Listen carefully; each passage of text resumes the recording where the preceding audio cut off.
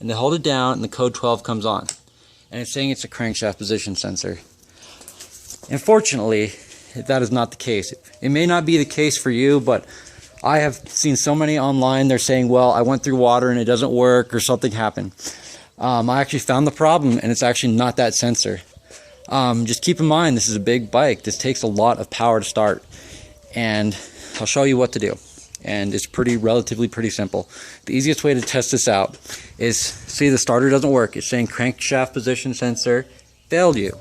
So what you want to do to check that out is go ahead, jump your terminals to start a relay. Then the bike starts. Then the code 12 goes away.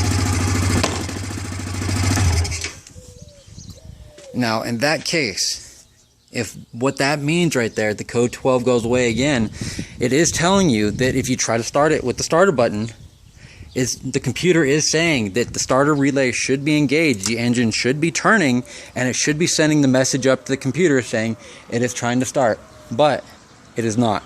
So that is why you're getting a code 12 up there when you have a bad relay, and you could hear it. Like if I go through and I put it to the starter wire right here, put it back up to my negative right here, I get no voltage. I hit the start button, I get voltage. So the starter relay is not working. That's why you're getting a 12 code, and that is what you need to replace, not the crankshaft position sensor. And that relatively goes for any bikes across the board with the same system.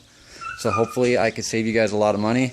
I've seen a lot of people go through a lot of problems with that right there, and nobody ever says anything on any of the forums.